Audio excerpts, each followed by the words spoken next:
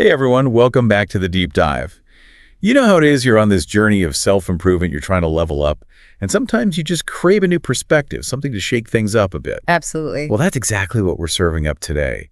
A deep dive into David Deutsch's The Beginning of Infinity. This book, a mind-blowing exploration of how knowledge actually grows and the limitless potential that we have as humans. It's the kind of stuff that can really change how you see how you see opportunities in your own life. Exactly. And Deutsch, he's got this core argument that when it comes to progress, we're just scratching the surface. We're at the beginning of infinity, as he puts it. And it all boils down to our ability to create knowledge. That's the key. So today we're going to unpack some of his most powerful ideas about how we do that and why it matters so much for anyone on a path of personal growth. So let's jump right in with this idea of good explanations. Deutsch, he's adamant that not all explanations are created equal.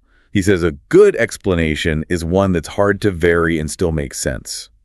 You know what I mean? It's a really interesting concept. It is. What's the practical takeaway from that? What can we actually do with that? Well, think of it this way. A good explanation, it has this really precise structure, almost like a well-built machine. Okay. If you try to change even a small part of it, it just stops working properly. It breaks down.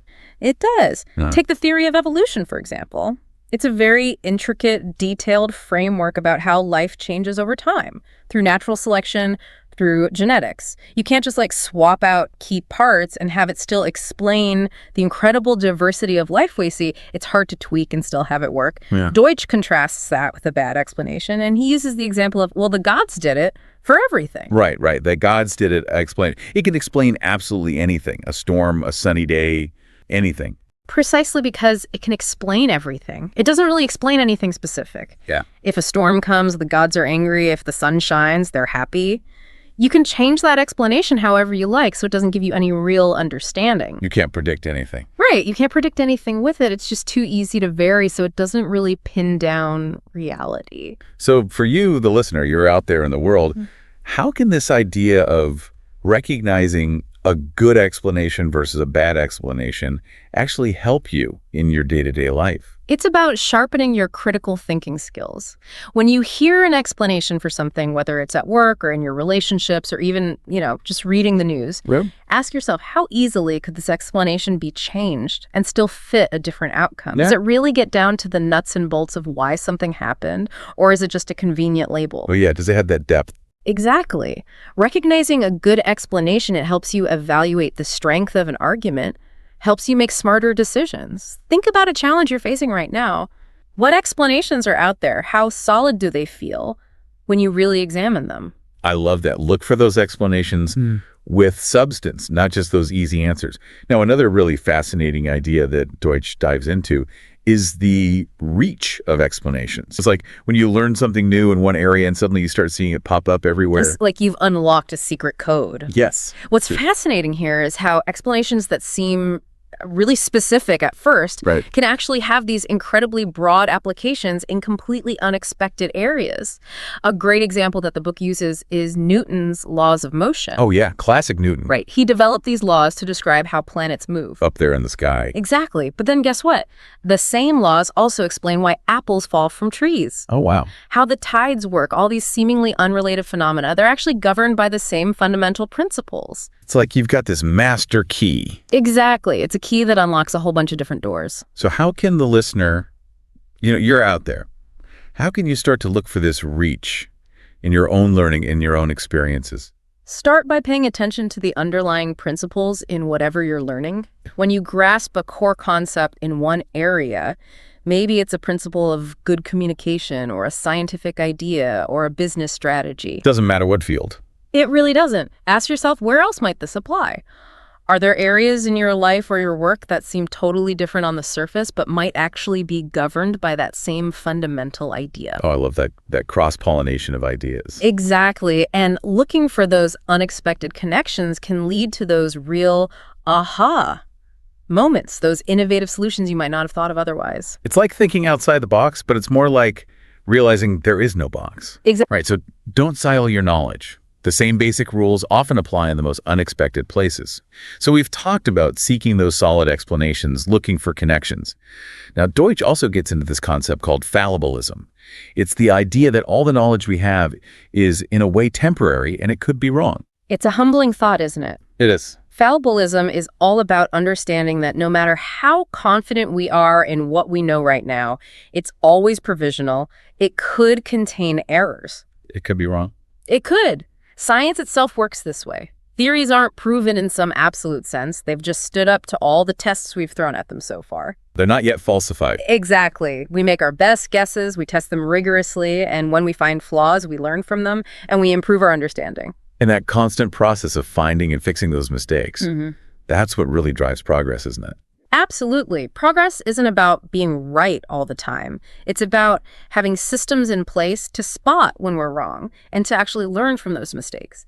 Deutsch stresses that for knowledge to really grow, we need environments where ideas can be freely shared, debated, criticized without fear. Open discussion, absolutely. Shutting down criticism is like putting a brake on learning itself. So for you, as someone who's focused on your own growth, how can embracing this idea that you might be wrong actually be helpful? I mean, it can be tough to admit when you've made a mistake. It can, but embracing fallibility can actually be incredibly freeing. It takes the pressure off of having to be perfect all the time, and it reframes mistakes as incredibly valuable learning opportunities. I love that. If you really accept that your current understanding can always be improved, you become more open to feedback, more willing to experiment, and much more resilient when things don't go according to plan. Think of yourself as a detective, constantly looking for clues that might challenge your current assumptions. That's how you get closer to a better understanding, whatever that looks like for you. That's a powerful way to reframe it. Yeah. Now let's touch on this concept that Deutsch calls the jump to universality. It sounds pretty grand. It does. It's a big idea, but the core of it is actually quite straightforward. Deutsch points out that in so many different fields, systems tend to evolve from having very specialized, limited abilities to having these much broader, more universal capabilities, often through relatively small but significant changes. Small tweaks, big results. Precisely. He uses the example of early calculators that could only perform certain kinds of calculations. Then, with the development of things like programmable memory, they made this jump to become universal computers capable of doing pretty much any computation you can imagine. And he sees this parallel in other areas too, including how we humans create knowledge. Absolutely. Early human knowledge was probably very specialized, very focused on survival in particular environments. Very practical. But over time, through the development of things like language, abstract thought, and critically the ability to share and build upon explanation, we made a similar jump. We became universal knowledge creators, able to understand and influence this vast range of phenomena. So how can you, as the listener, how can you start to look for these potential jumps in your own life or your work? Think about areas where your current approach feels limited or very specific. Okay. Are there small tweaks you can make in your mindset, in your skill set, and the tools you use that could unlock a much wider range of possibilities? It's about finding that leverage point. Exactly. Consider looking at seemingly unrelated fields or disciplines. Could insights or methods from those areas be adapted to create a universalizing effect in what you do? It's about making those connections, seeing those patterns. It really is. This is all making me feel pretty optimistic. Me too. Which connects nicely to another key idea from Deutsch. Problems are inevitable. Problems are soluble. That's a really empowering principle, isn't it? It is. Deutsch argues that while we're always going to face new challenges, new problems, there are no fundamental reasons why we can't solve them. The limits we run into are usually because we don't yet have the right knowledge. It's not that the problem is impossible, it's that we haven't figured it out yet. Exactly. It's a knowledge gap, not a fundamental barrier. So it's not about hitting an unbreakable wall. It's more about needing to figure out how to build the right tool, how to get the understanding to overcome it. Precisely. It shifts your focus from seeing problems as these huge, insurmountable obstacles to seeing them as puzzles that can be solved through understanding and innovation. I love that. It's a really optimistic view, but it's based on a belief in our capacity to create the knowledge we need. When you're facing something that just feels impossible, how can you start to adopt this mindset? Start by reframing the problem. Instead of feeling overwhelmed by its size or its complexity, ask yourself, what knowledge am I missing that would help me understand and tackle this? Okay. Focus on that process of seeking information, learning new skills, considering different perspectives. Believing that a solution is actually possible can be a powerful motivator in itself, pushing you to keep exploring, looking for answers that you might have overlooked otherwise. Yeah, it fuels that curiosity. Absolutely. Now, this idea of continuously solving problems through knowledge creation, it also relates to the idea of sustainability, doesn't it? Yes, it does. It's not just about preserving what we have. That's right. Deutsch argues that true sustainability isn't about reaching some sort of static balance by just holding on to resources. The world is constantly changing. It's dynamic. It is new challenges will always pop up. Real sustainability comes from our ability to continuously create new knowledge and develop innovative solutions to meet those challenges. It's an ongoing process of learning and adapting driven by that potential for endless progress. It's not about being static. It's about evolving. Exactly. So for you thinking about your long-term goals, whether they're personal or professional, this suggests that constantly learning and innovating isn't just a good idea. It's essential. It is. For navigating the future. Absolutely. It's about cultivating that mindset of lifelong learning, actively seeking out new knowledge and developing new skills. That's the real engine of progress, both for individuals and for society as a whole. This has been a truly mind-opening deep dive into the beginning of infinity.